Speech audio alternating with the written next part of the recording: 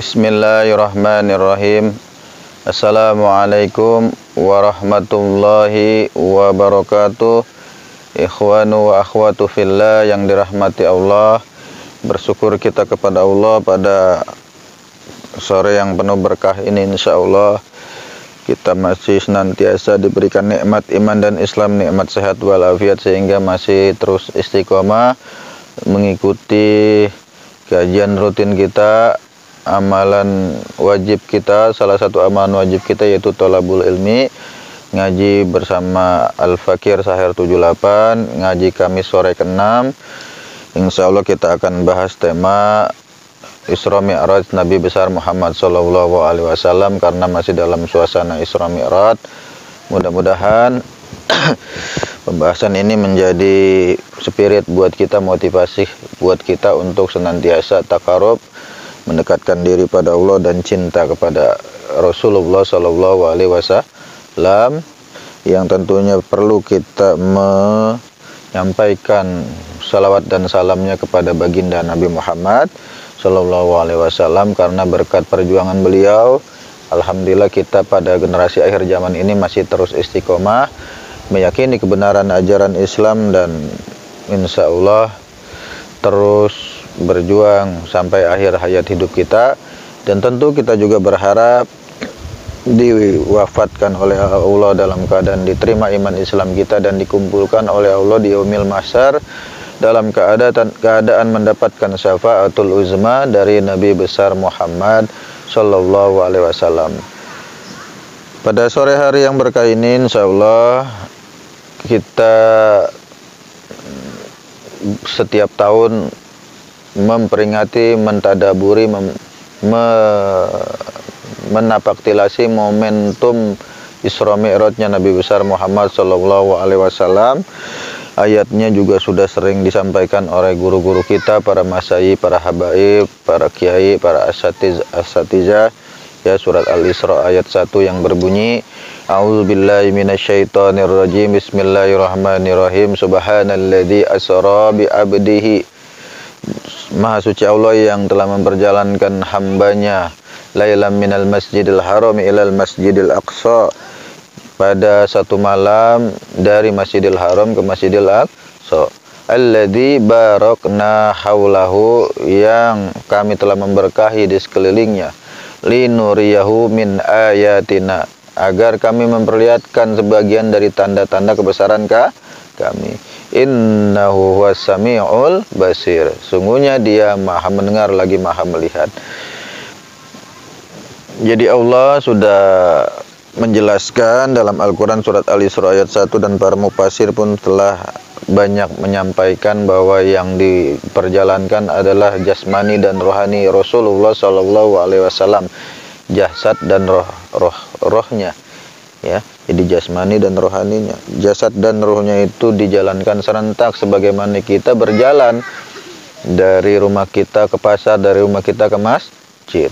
Hanya dalam satu malam dengan kekuasaan Allah, Rasulullah diperjalankan, ya, dalam rangka apa? Yang pertama, kalau para tarihin, para sejarah itu mengatakan untuk menghibur Rasulullah Shallallahu Alaihi Wasallam, karena pada tahun itu disebut tahun Amul Huzni, meninggalnya dua sosok yang dicintai Rasul. Yang pertama istrinya Siti Khadijah, ya, radhiyallahu anha, dan pamannya Abu Thalib.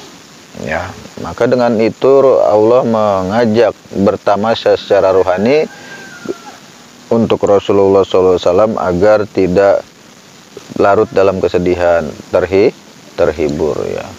Kalau dalam bahasa kita tidak galau, ya.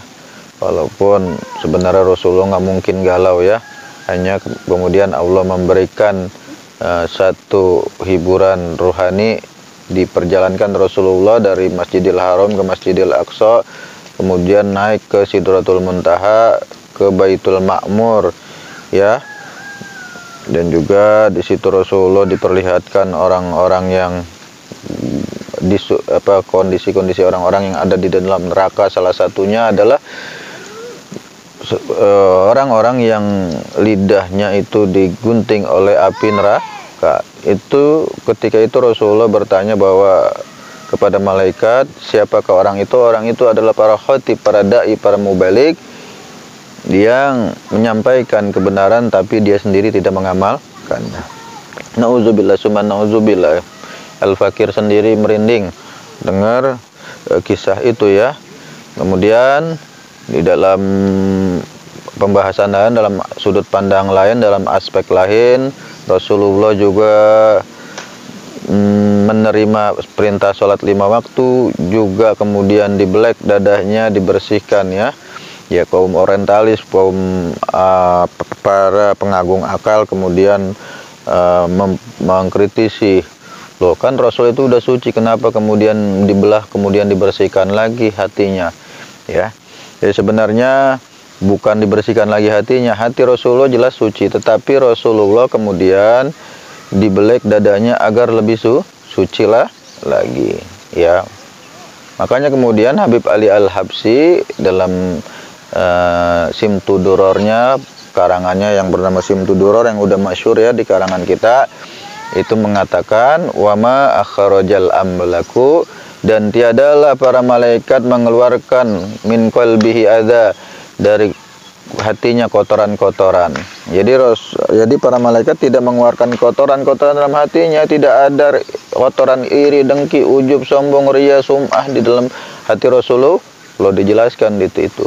Walakinnahum, akan tetapi mereka, siapa para malaikat itu, zaduhu toharon ala tohari, hanya membersihkan hati yang suci agar lebih suci lagi ya. Kemudian hikmah dari balik Isra Mi'raj yang perlu kita tadaburi, bahwa apa-apa yang ada di dunia ini, apa-apa yang kita lihat dan kita rasakan, tidak semuanya bisa dipikirkan dengan akal ya. Kalau kita pikirin dengan akal, kita nggak bakalan percaya. Mana mungkin ada orang jalan sehari semalam dengan jarak puluhan kilometer ya, sampai lagi ke rumah. Kita pergi yang jaraknya cuma 2-3 kilometer aja, kalau macet udah lama banget. Kadang-kadang harusnya 10 menit nyampe, nih setengah jam baru nyampe rumah ya.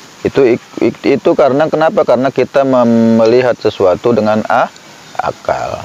Memang akal itu bisa memahami sesuatu, tapi tidak semua sesuatu itu bisa dipahami oleh akal. Ada sesuatu hal yang akal memang tidak bisa memahami itu, terkait dengan hal yang gaib, surga, neraka, Isra Mi'rajnya Nabi besar Muhammad SAW, azab kubur ya, kemudian hari kebangkitan nanti yang memang belum terjadi, itu harus kita menggunakan iman. Maka kalau guru-guru saya dulu waktu masih kecil ngajarinnya, kalau mau benar agama kita, pertama zikir dulu, baru berpikir, kemudian beramal. Artinya apa zikir? Gunakan dalil nakli, apa yang ada dalam Al-Quran dan hadis kita terima, telan mentah-mentah. Jangan kemudian diragukan lagi. Kalau kita analisa, kita berpikir dengan logika akal kita, tentu kita akan ragu. Itu bahaya, akan mengganggu akidah kita, karena itu terkait dengan keyakinan. Kalau keyakinan harus diterima 100% dengan hati kita, percaya apa yang ada dalam Al-Quran, apapun yang Rasul sampaikan adalah kebenaran yang mutlak ya. Itu momentum ini, apalagi yang bisa kita ambil hikmah dari balik peristiwa Isra Mi'raj ya. Peristiwa Isra Mi'raj itu peristiwa dibelahnya dada Rasulullah SAW, menjadi inspirasi buat kita agar senantiasa membersihkan hati kita dari kotoran-kotoran hati, dari zikir, dari iri dengki, dari takabur, dari sum'ah, dari namimah, dari fitnah, dan dari hal-hal yang justru akan menyinggung dan menghina orang lain ya. Itulah sedikit yang bisa Al-Fakir sampaikan, mudah-mudahan bermanfaat ya, apa yang bisa kita bahas pada Kamis sore hari ini. Apa yang kita terus amalkan, dawamkan setiap pekannya, ini menjadi wasilah ya. Mudah-mudahan kajian kita menjadi wasilah kita untuk sampai kepada surganya Allah dan ridhonya Allah Subhanahu wa taala. Subhanaka Allahumma wa bihamdika asyhadu an la ilaha illa anta astaghfiruka wa atubu ilaik. Assalamualaikum warahmatullahi wabarakatuh.